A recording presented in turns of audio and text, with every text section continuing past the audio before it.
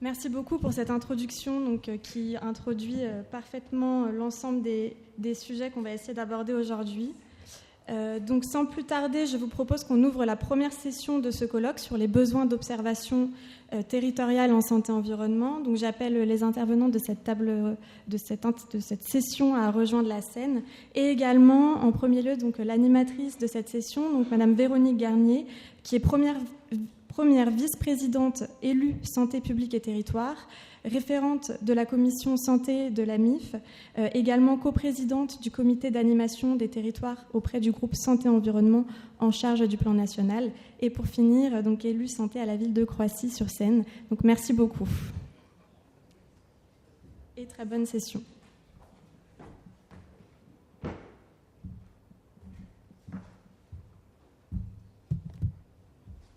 Sans plus attendre, on va donc appeler, merci en tous les cas pour cette invitation.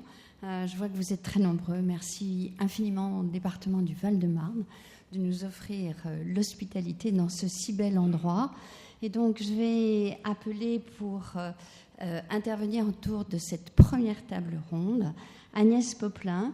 Agnès est conseillère auprès du Conseil économique, social et environnemental, et également un membre ou une membre active de l'association, enfin c'est une fédération d'ailleurs, fédération France Nature Environnement, donc qui regroupe les associations environnementales, et Julien, géographe de la santé d'ailleurs, il me semble bien, chargé de mission auprès du groupe ISE. Et c'est donc Agnès qui va entamer la première intervention.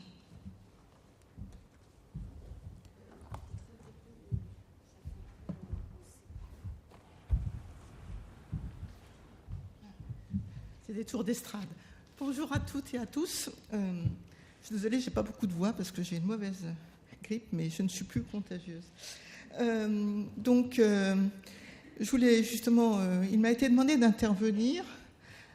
Et je voulais vous raconter quand même un coup de fil qui a été ISE ORS et Madame Garnier, nous les connaissons tous, que nous avions auditionné dans le cadre de notre avis, la construction de notre avis du CESE. Vous savez, le CESE, c'est ce machin dont certains appellent à la disparition, à la liquidation, parce que finalement, la société civile organisée qui se rassemble et qui produit des avis consensuels, construits dans un consensus, finalement, ça n'intéresse pas grand monde et c'est inutile.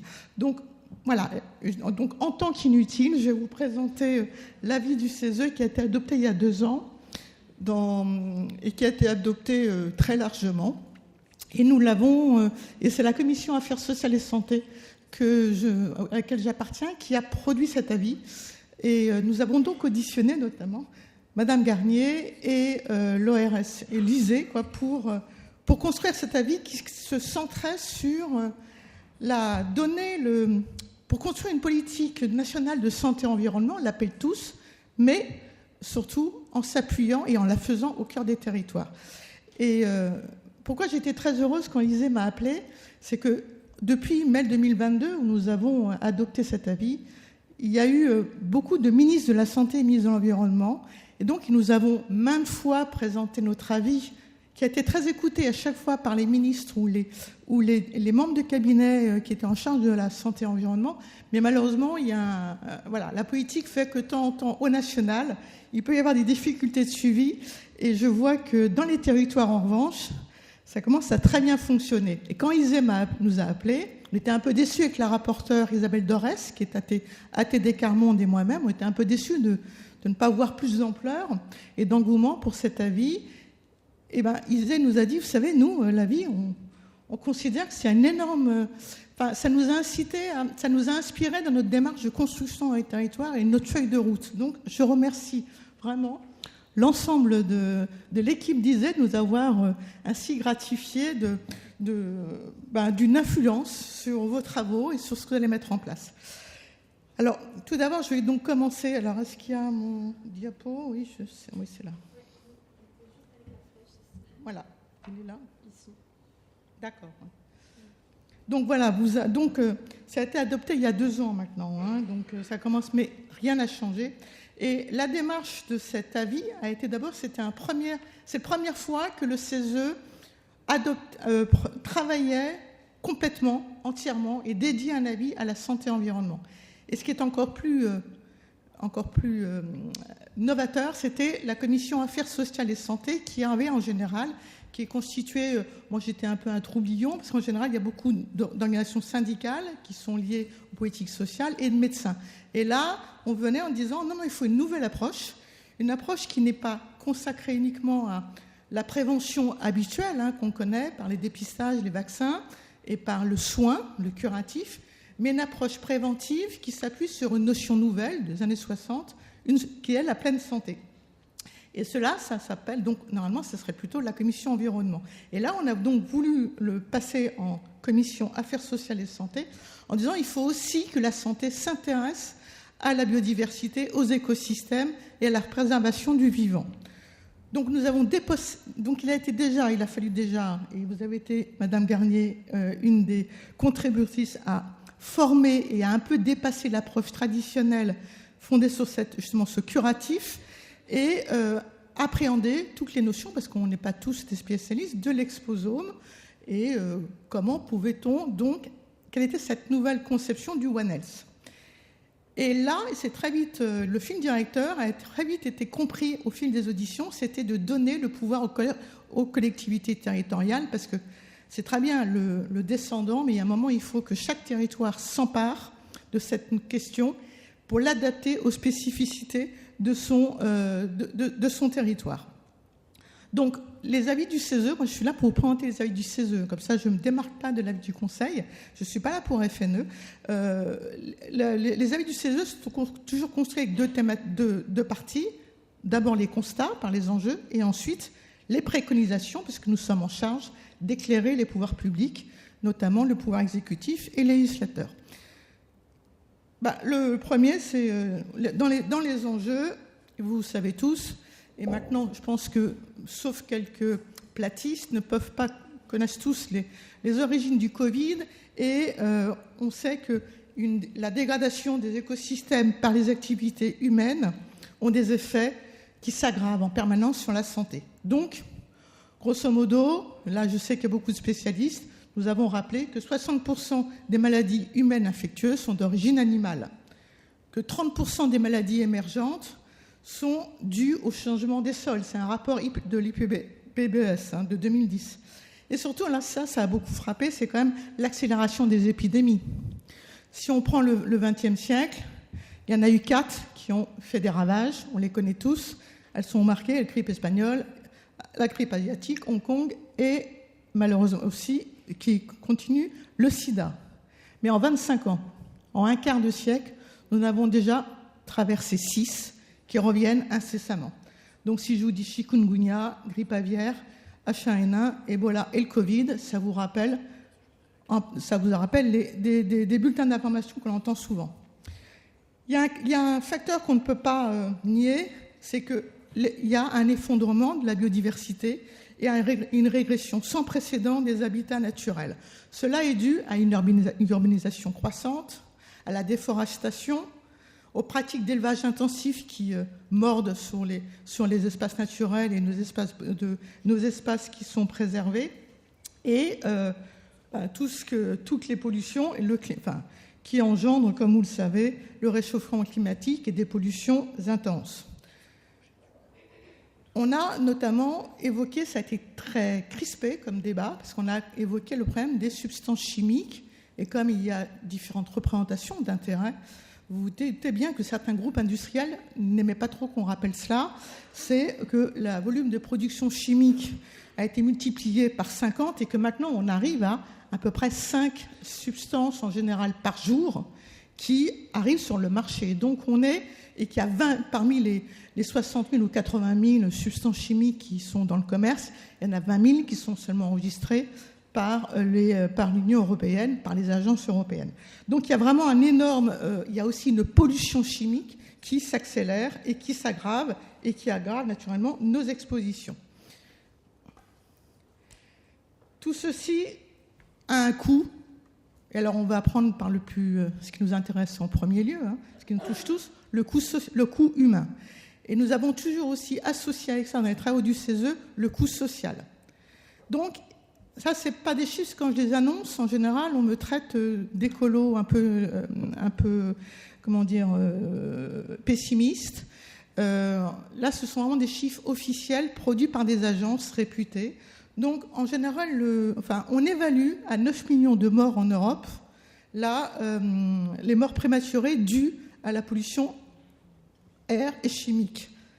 En France, c'est 10% de mortalité qui sont dues à des facteurs environnementaux, donc qui seraient évitables. 61 000 morts par an, quand même, en France. On multiplie ça par 10, 630 000 en Europe, mais on a vraiment un très fort taux en France de morts prématurées, je dirais, dues à ces facteurs environnementaux. Bon, vous connaissez les études du Sénat, 48 000 décès qui seraient liés à l'air et qui sont avérés par l'ANSES. Le coût national du bruit, je suis membre du Conseil national du bruit. Nous avons produit une étude avec l'ANSES, c'était en 2021, 140 milliards d'euros par an, le coût social du bruit. Il ne faut pas oublier que dans le coût social, il y a les accidents du travail, les retards scolaires. Quand vous dormez mal près d'un aéroport ou d'une autoroute, le lendemain, vous êtes moins vigilant, ou vous êtes plus énervé contre votre femme ou vos enfants, ou même votre mari.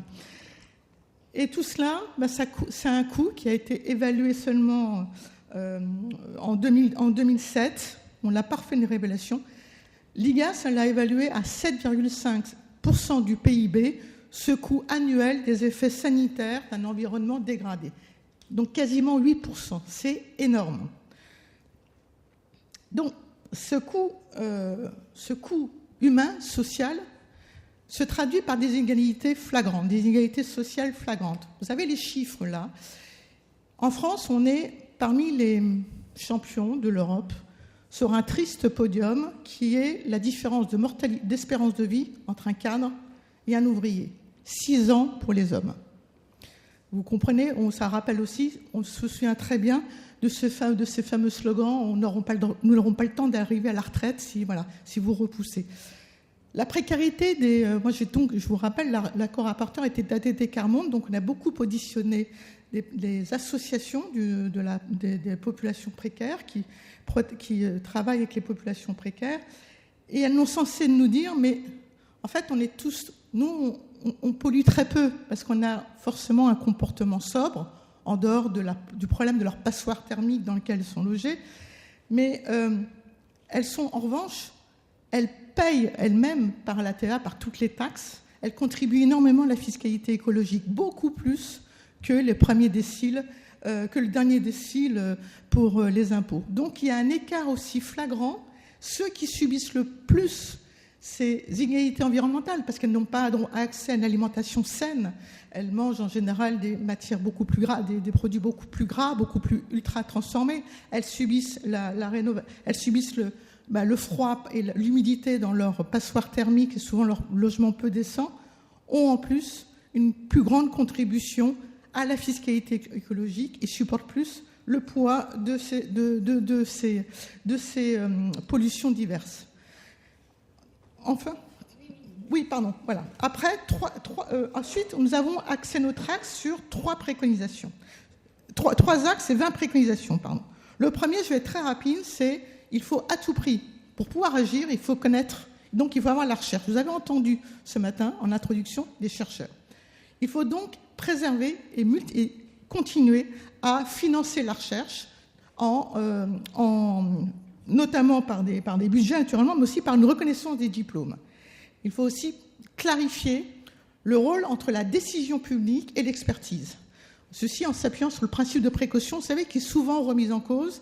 Il faut pouvoir prévenir les dangers, c'est-à-dire tout ce qui est effectivement qui est considéré comme dangereux, donc réel, par la politique des risques et donc par le principe de précaution, c'est-à-dire tout ce qui est risque, donc tout ce qui est encore non avéré, mais on présuppose qu'une activité ou une substance pourrait être dangereuse et occasionner des gros problèmes sanitaires. Donc nous, on s'est appuyé là-dessus, recherche et principe de précaution. Le deuxième axe, c'était de faire un objectif central des politiques publiques. Pour l'instant, c'est plutôt, et nous nous en félicitons, le PNSE 4 rassemble le ministère de l'Environnement et le ministère de la Santé, un peu le ministère de l'Agriculture. Mais en fait, ça touche tous les ministères et toutes les politiques publiques. Donc, pour nous, il faudrait une loi d'orientation sur la santé environnement et une gouvernance interministérielle du type SGPE. Pourquoi ne pas donner au secrétaire général de la planification écologique cette compétence? Enfin, et c'est là où ça vous intéresse sûrement, c'est le thème, c'est donner le pouvoir d'action aux collectivités territoriales et aux citoyens. On était très critique sur le plan régional de santé et environnement, et le PNSE 3 et le PRSE 4 a révélé de très bonnes surprises. Il y a enfin beaucoup plus de... Le PRSE 4 s'est amélioré, il y a maintenant des objectifs concrets, il y a le comité d'animation des territoires qui vous animez brillamment en attendant le nouveau député, et on a évolué dans ce pouvoir d'agir des collectivités territoriales. Mais on est encore sur la bonne volonté. Le PRSE 4 dépend en fin de compte de chaque région. C'est le préfet, et s'ils veulent, les politiques, ils vont. Et heureusement, là, nous avons une région Île-de-France très efficace. Il y a d'autres régions, c'est un peu moins, il y a moins d'enthousiasme pour les élus, pour les présidents de région, d'y aller. Il faut renforcer aussi les moyens des ARS et des MISED notamment, ces missions qui sont départementales sur l'eau. Et nous pensons aussi qu'il faut améliorer le côté ascendant et s'appuyer sur l'expertise des habitants pour évaluer et mettre en œuvre les politiques publiques. Tout cela, on se dit, mais qu'est-ce qu'il faut? Parce qu'en fin de compte, quand on discutait avec les maires, on disait, mais vous savez, vous faites de la politique de santé et environnement sans le savoir. Quand vous faites de la prévention des déchets, quand vous travaillez sur la police de l'environnement et vous interdisez justement ce brûlage de la gestion des déchets verts, vous faites de la politique de santé et environnement. Et quand vous êtes en train de travailler en interco, à l'échelle d'un bassin de vie, sur le PLU et sur le zonage de votre territoire, vous faites de la santé et environnement. Et pour cela, vous avez des moyens. Et il y a des communes qui l'ont fait, des collectivités dont on s'est inspiré et que nous saluons. Il y en a beaucoup en région Île-de-France. Il suffit de faire déjà, on pourrait faire un diagnostic local de santé-environnement, pas seulement de DLS. Là-dessus, l'ORS a les chiffres. Donc, on peut déjà photographier un territoire, connaître le passé de ce territoire, de ce bassin de vie, pour ensuite adapter les politiques et savoir si une friche, on peut vraiment y construire. Il faut écouter justement les habitants, si on peut y construire ou s'il y a vraiment des sols pollués depuis très longtemps.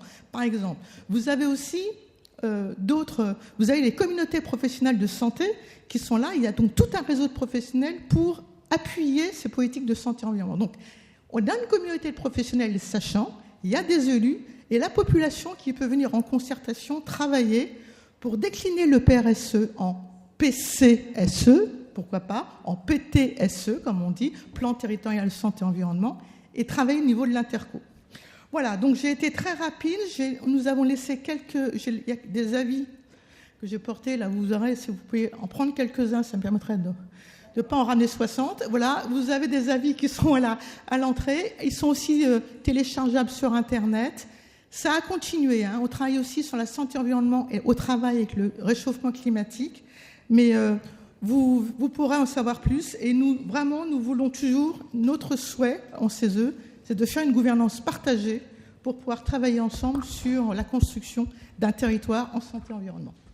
Alors.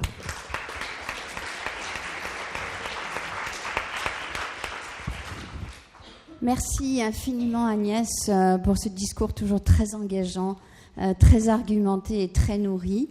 On passe la parole donc à Julien qui, donc pour le réseau Élysée, a mené une enquête, des interviews semi-directives avec notamment plusieurs collectivités territoriales.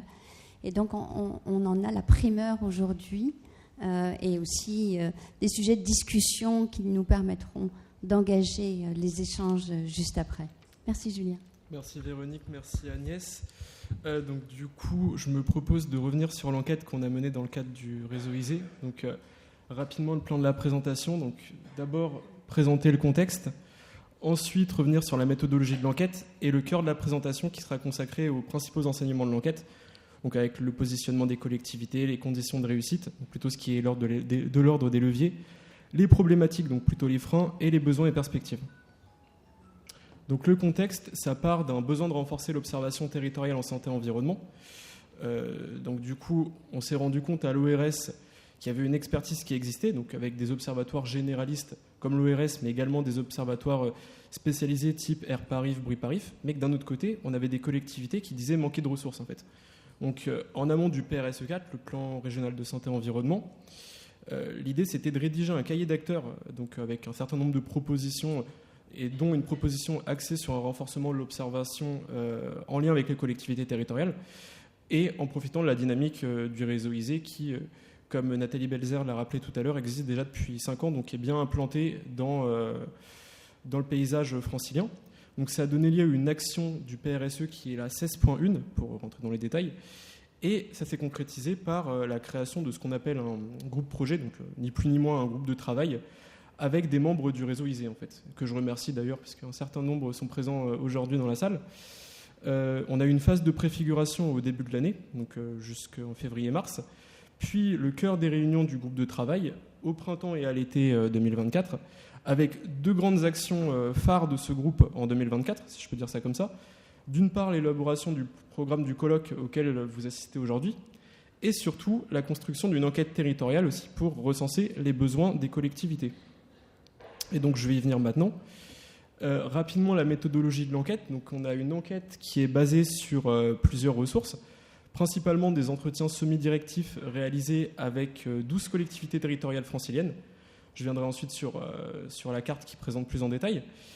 Donc on a fait le choix d'interroger des communes et des intercommunalités, sachant que dans la phase de préfiguration et dans le groupe de travail, on avait la chance d'avoir la présence d'un département, donc le Val-de-Marne en l'occurrence, et la région Île-de-France. Donc ça permettait de compléter, d'avoir une vision assez globale. Et on a fait le choix donc, de poser 4 grandes catégories de questions, donc sur les actions globales en santé-environnement, sur les partenariats au sein de la collectivité et extérieurs à la collectivité pour mesurer la transversalité, sur l'observation en santé-environnement et sur les besoins en matière d'observation en santé-environnement. Rapidement, la carte qui présente du coup un peu le panorama des collectivités sollicitées même, parce que j'ai mis aussi les collectivités membres du groupe projet, donc on a essayé vraiment de balayer l'Île-de-France le plus largement possible, donc avec à la fois des collectivités urbaines, mais aussi des collectivités rurales. Donc c'était vraiment le choix qu'on avait fait dans les collectivités qu'on identifiait pour l'enquête. Et donc je vais rentrer dans le vif du sujet avec les principaux enseignements. Donc d'abord les positionnements des collectivités face à la santé-environnement. Donc on se rend compte en fait dans les entretiens que chaque collectivité a une entrée, on va dire, prioritaire en santé-environnement. C'est-à-dire que certaines vont entrer par la santé, via les CLS, d'autres plutôt par l'urbanisme, d'autres par l'habitat, d'autres par les transports, ou encore par l'alimentation ou l'agriculture, en fait. Et en parallèle, on va également avoir différentes formes d'observation. On peut avoir des observatoires territoriaux spécialisés, mais en général, on a davantage d'observations sans passer par un observatoire. En fait, vraiment en ayant recours à un travail de veille, de bibliographie. Et il y a aussi une histoire de sémantique, c'est que des fois, on peut faire de l'observation sans la nommer comme telle, en fait. On peut parler d'études, on peut parler de diagnostic. Donc, du coup, c'est aussi des choses qu'il faut prendre en compte. C'est pas parce qu'on ne parle pas d'observation qu'on ne fait pas d'observation. Les conditions de réussite, donc 3 points qui semblent essentiels et qui transparaissent dans l'enquête, et ces 3 points sont liés, donc la transversalité entre les différents services de la collectivité, le fait d'avoir une bonne acculturation à la fois des agents et des élus, et le portage politique fort. Disons que les 3 sont liés, et justement c'est ça qui permet de faire pleinement de la santé-environnement au sein d'une collectivité, en fait. Parce qu'avant de faire de l'observation, justement, il faut déjà avoir cette prise en compte de la santé-environnement, avant de parler d'observation en santé-environnement. Et sur les démarches pour appuyer la mise en place d'actions en santé-environnement, donc qui sortaient dans l'enquête, sachant que la santé n'est pas une compétence obligatoire pour les collectivités, elles peuvent décider ou non de s'en emparer. En fait, ce qu'on voit, c'est que beaucoup de collectivités passent notamment par les documents réglementaires de planification territoriale, type PLU, donc plan locaux d'urbanisme, PCAET, les plans climat, ou encore les schémas de cohérence territoriale. Et du coup, ça renvoie vraiment à cette notion d'urbanisme favorable à la santé. Il y a aussi le point très important des contrats locaux de santé. dans lesquels l'ARS incite les collectivités à avoir un volet santé-environnement ces dernières années. Et il y a enfin ce point de lier observation et diagnostic territorial, que j'ai rajouté aussi parce que c'est vraiment ce qui permet un peu de mettre le pied à l'étrier, si on peut dire ça comme ça. Maintenant, on a parlé des leviers, donc plutôt les problématiques, donc les freins. On a un certain nombre de problématiques plutôt générales, donc évidemment le manque de moyens financiers auxquels toutes les collectivités sont confrontées dans un contexte budgétaire actuel. Ça va de pair avec un manque de moyens humains. C'est que du coup, manque de moyens humains parce qu'on n'a pas assez d'argent pour recruter sur tel ou tel poste. Et ensuite, un manque de visibilité des ressources et données en santé-environnement. En fait, on va avoir des observatoires spécialisés type air parif, bruit parif qui vont bien être identifiés et d'autres observatoires, par exemple comme l'ORS, dont les travaux santé-environnement, des fois, vont être un peu moins connus et méritent d'être davantage connus. Et d'ailleurs, l'ORS travaille activement à mieux faire connaître ses études auprès des territoires, notamment. Et enfin, une problématique spécifique aux espaces ruraux, donc le fait que la priorité soit donnée à la lutte contre la désertification médicale, ce qui va mettre des problématiques santé-environnement en second plan, donc surtout dans le rural, mais en fait, on sait très bien que la désertification médicale touche aussi des territoires urbains, en fait. Donc c'est vraiment pas une particularité, mais on constate quand même que dans les espaces ruraux, on se saisit moins de la santé-environnement que dans les espaces urbains. C'est quelque chose qui ressortait notamment dans un travail qui a été fait aussi par l'Institut Paris-Région sur comment les intercommunalités se saisissent de la santé en général. Et je terminerai sur les besoins et les perspectives, et donc là je vous invite à ensuite réagir pour si vous avez d'autres besoins et d'autres perspectives par rapport à l'observation en santé-environnement, sachant que ce qui nous anime là au sein du réseau actuellement, c'est vraiment ce renforcement de l'observation en santé-environnement. Et donc, en partant de ce constat, c'est aussi ce qu'on a posé dans l'enquête, c'est quels sont vos besoins en fait. Et on les a mis en plusieurs catégories. Il y a d'abord le fait de davantage lier observation, diagnostic et compétences, avec notamment l'idée d'avoir un guide qui pourrait permettre de montrer où trouver des ressources et comment faire le lien justement entre observation, diagnostic et compétences. Donc ça, c'est notamment un travail qui a été fait par les ORS Bretagne et Pays de la Loire, qui vous sera présenté tout à l'heure et qui sera aussi présenté sur un stand par Clara Galland, que je remercie, qui est présente aujourd'hui dans la salle. Il y a cette histoire de prioriser les enjeux selon les collectivités. Forcément, selon le type de collectivité, on ne va pas avoir les mêmes enjeux, qu'on soit urbain, rural, selon les problématiques. Il y a l'importance de la transversalité. Sortir de l'approche en silo et vraiment travailler de manière transversale. On peut faire de la santé-environnement qu'en étant en transversalité, de toute façon. Ensuite, il y a tout un volet formation. Du coup, mieux former à l'utilisation des données et des outils en santé-environnement, avec des temps de formation, des tutoriels, tout un travail de vulgarisation, d'acculturation, histoire de permettre justement de prendre en main les études de manière beaucoup plus facile, notamment tout ce qui est sur les questions des sémantiques, des fois un peu compliquées, justement faire quelque chose pour faciliter la compréhension. Et j'avais aussi rajouté le fait d'accompagner les collectivités pour mieux décliner les PRSE à l'échelle locale, comme le disait Agnès dans sa présentation. Il y a tout ce qui est autour de la communication, donc ce que je disais avant aussi sur la meilleure communication des outils existants dans le domaine de la santé-environnement. Et comme je disais, l'ORS y travaille activement, donc on est conscient côté acteur de l'observation qu'il faut renforcer notre visibilité. Et donc il y a vraiment ce travail-là qui est en cours. L'adaptation de la donnée à son usage, donc notamment à pouvoir suivre la donnée, parce que c'est bien beau d'avoir une donnée, mais si du coup elle n'est pas suivie, on ne fait pas des mises à jour, elle se périme vite en fait. Et donc du coup, il faut vraiment avoir cette question du cycle de la donnée en tête. Et enfin, je terminerai sur des thématiques sur lesquelles les données manquent. Ça, c'est ce qui ressort dans le cadre de l'enquête. Donc les perturbateurs endocriniens, la pollution des sols, les pollutions d'origine agricole et également les ondes électromagnétiques. Du coup, j'en ai terminé là et je vous remercie pour votre attention.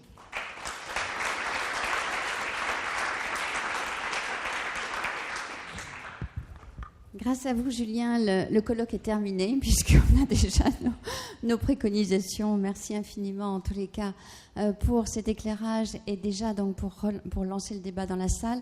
On a perdu un petit peu de temps, donc on a droit à 5 minutes de questions-réponses. Donc est-ce qu'il y a déjà une première question ?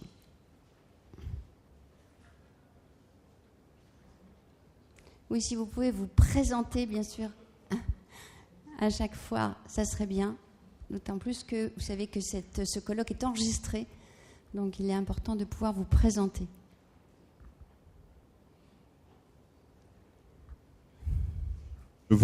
Je vous remercie pour ces présentations très éclairantes. Est-ce que vous pouvez vous présenter ? Guy Bensoussan, responsable du pôle planification urbaine et aménagement à l'UD 93. Échelon départemental du ministère de la Transition écologique. Dans mon poste actuel, nous sommes amenés à donner nos avis, à contrôler la légalité des PLU, PLUI. Vous en avez parlé, réglementairement, c'est l'un des leviers. Sauf que nous, dans notre travail, on s'appuie sur quoi ? On s'appuie sur le code de l'urbanisme, le code de l'environnement, qui eux-mêmes sont assez secs au niveau santé environnementale ou urbanisme favorable à la santé. Donc on s'appuie, on essaye de donner des avis qui ne sont pas toujours suivis des faits, parce que légalement, on ne peut pas faire autrement que de suivre. Après, c'est à débattre dans le détail. Donc, globalement, une des meilleures solutions pour nous, c'est effectivement de sensibiliser les collectivités territoriales pour qu'elles s'emparent d'un sujet et qu'elles aillent au-delà de la loi pour faire évoluer leurs pratiques. On a eu à instruire 2 élaborations de PLUI et des révisions et modifications de PLUI. Donc on voit les évolutions, notamment sur l'une d'elles, vous l'avez cité, Pleine Commune, qui pour la première fois effectivement fait un véritable travail de fond. C'est à noter, nous on s'en félicite, où on sent que le diagnostic territorial est d'abord posé avant de proposer des actions. La loi climat résilience impose de permettre, d'engager une réflexion sur la santé environnementale. Après, c'est uniquement nous dans les autres PLU et PLUI qu'on a eu à traiter. Le terme apparaît, mais c'est uniquement de la rhétorique. Il y a souvent des propositions de solutions sans connaître finalement la cause ou les soucis. Donc, ce que je vois, c'est qu'effectivement, il existe un certain nombre de données. Vous l'avez dit, certes peut-être imparfaites à compléter et à maintenir à jour, mais globalement, comment faire pour toucher le plus grand nombre ? Il y a 5 ans, nous avions monté au sein de la DRIEAT un réseau de référents urbanistes favorables à la santé dans les départements, avec Valérie Missud qui travaille toujours à la DRIEAT. Et nous nous sommes aperçus il y a 5 ans qu'il y avait des difficultés à atteindre nos cibles. Notamment les élus, pour qu'ils s'emparent de la question. Voyant qu'effectivement, il y avait un certain nombre de leviers comme PRSE, mais qui finalement qui ne touchent qu'une dizaine de collectivités.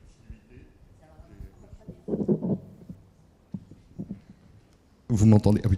Qui ne touche qu'une dizaine ou quinzaine de collectivités au mieux. Certes, c'est un grain, une graine qu'on fait germer dans le territoire, mais ça ne touche pas l'ensemble des collectivités. En Île-de-France, il y a quelques quelques dizaines de centaines ou centaines de collectivités. Donc, on avait eu. Est-ce que vous pouvez poser votre question ? Voilà. C'est un témoignage. Donc, quelles sont pour vous des solutions pour sortir du silo, puisque finalement on voit bien qu'on fonctionne souvent par silo. Nous avions essayé de monter un réseau, mais là on voit la difficulté d'élargir la sensibilisation au-delà des colloques et au-delà des réseaux. Je vous remercie. Merci beaucoup pour ce témoignage très vivant, en tous les cas basé sur une vraie réalité. Je crois qu'aujourd'hui, on est tous face, quelles que soient nos positions, en termes de président d'intercommunalité, en termes de président de département, en termes de président d'association, de président en charge de copilote du PRSE. C'est compliqué de toucher tout le monde. Je crois qu'aujourd'hui, en tous les cas, si on est tous convaincus, et malheureusement, quand on se retrouve grâce au réseau ISE, dans un colloque comme ça, on est tous convaincus. Et il faut aller chercher ceux qui ne le sont pas. Donc ça, c'est vraiment, je pense qu'on doit être chacun des ambassadeurs, d'aller chercher d'autres collectivités, d'autres acteurs, qui interagissent avec les collectivités pour les convaincre. Ça, je crois qu'en tous les cas, on partage des bonnes pratiques tous ensemble. On est très heureux de se dire, mais ce que tu fais, c'est formidable. Mais c'est bien, mais il faut aller chercher ceux qui n'y sont pas.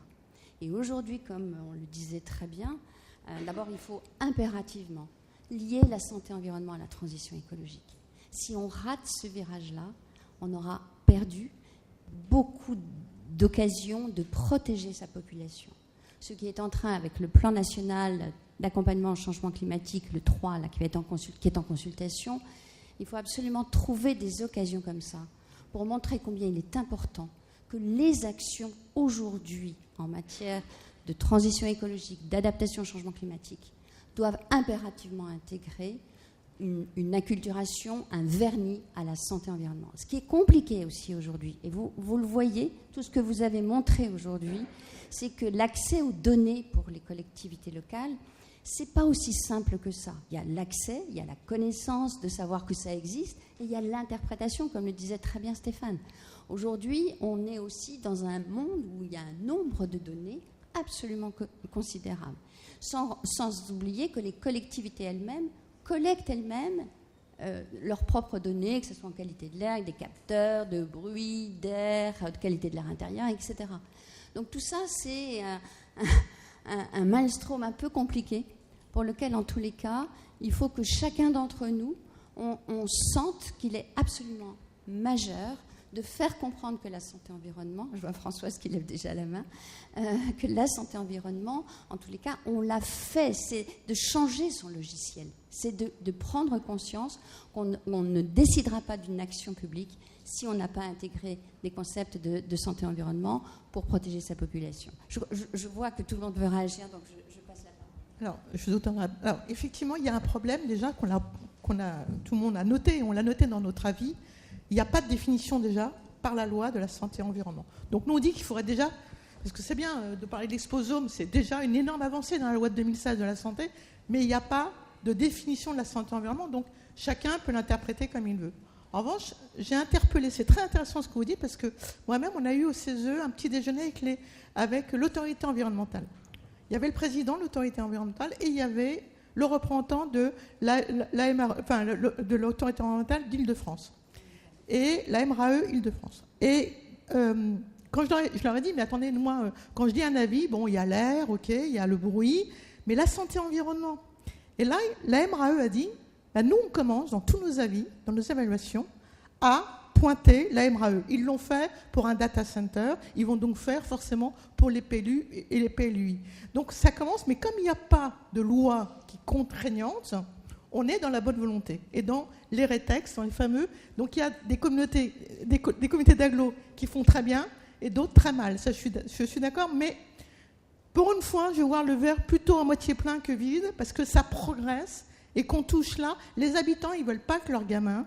Enfin, je pense que la santé-environnement, peut-être que quand on est à 18 ans, on a des comportements à risque. Dès qu'on est parent, on est beaucoup plus sensible à ces données-là.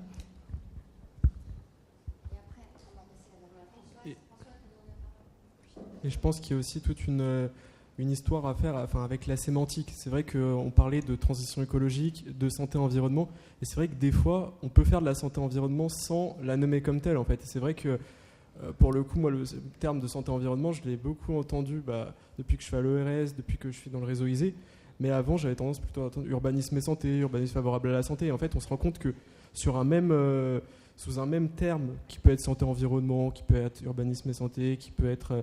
En fait, on peut retrouver la même chose et justement, il faut aller vers ça. Et toutes les bonnes volontés dans toutes les collectivités, même si elles ne font pas de la santé-environnement comme on le dit, il faut justement aller les chercher, les mobiliser et tout ça sous le couvert de la transition écologique, en fait, au final, ou même du développement durable. Pour le coup, vraiment penser le développement à la fois qu'il soit viable économiquement, socialement et environnementalement, en fait. On a droit à encore 2 questions. C'est bon, Margot ? Une. Au total, 5 minutes. Alors, on va prendre... Voilà, des réponses courtes. Je vais me dépêcher. Trop d'informations tue l'information. Trop de plans tue peut-être les plans aussi. Donc, je me posais la question, pourquoi on ne mettrait pas au goût du jour l'opposabilité des plans climat ? Parce que la santé environnementale, c'est aussi une réduction des nuisances qui sont à l'origine d'une dégradation de la santé. Et on a un problème avec les plans climat, c'est qu'en fait, d'accord, ils sont pris en compte, Mais s'ils étaient opposables, ça nous permettrait de jouer sur la restauration des sols, sur la réduction des émissions de polluants, sur la réduction du bruit, sur l'accessibilité à des espaces verts dans un rayon de 500 mètres, etc., etc. Donc on a déjà des outils, mais en fait on ne les rend pas suffisamment performants pour avoir des actions qui seraient systémiques pour le coup. On n'est pas obligé de dire santé-environnement pour faire de la santé. Puisque nous sommes des animaux comme les autres. Donc si on travaille sur la biodiversité, nous allons aussi travailler pour nous. Merci beaucoup. Il faut dire aussi qu'on rentre quand même dans une période qui ne va pas être très favorable à prendre de nouvelles mesures législatives, peut-être réglementaires, mais législatives, ça va être très compliqué sur ces sujets-là en tous les cas. Je crois qu'il y avait encore une question derrière. Agnès, je repasse à vous. Effectivement, beaucoup de plans ne sont pas opposables et les objectifs non plus de documents de planification ne sont pas opposables. Et ça, on le dénonce, et là je prends ma casquette FNE, on ne cesse de le dire parce que ça n'engage que ceux qui écoutent ces bonnes intentions. En revanche, quand vous voyez, alors nous, vous savez, à FNE, on est les rois de la QPC et des saisines du Conseil constitutionnel, du Conseil d'État et de la Cour de cassation sur ces questions de santé et environnement. Il y a quand même un espoir, parce que nous, dans l'AV, on travaille aussi sur l'effectivité du droit à un environnement sain. C'est que de plus en plus de décisions de justice par les hautes instances décident de stopper des projets en raison de cette fameuse charte de l'environnement et ce droit à un environnement sain et équilibré. Et ça, c'est aussi un pendant. C'est comme maintenant, et en plus, il y a des amendes délivrées par l'Union européenne. Donc, le coût social est aussi très important. Je crois qu'on nous fait signe d'arrêter. Je pense que cette journée va être extrêmement riche. En tous les cas, elle démarre comme ça. Donc, merci encore une fois au réseau ISE. Au sein de l'association Élus Santé Publique et Territoire, on porte très fort ces couleurs. Donc, on va continuer, je pense, pendant la pause, à pouvoir encore échanger. Merci infiniment.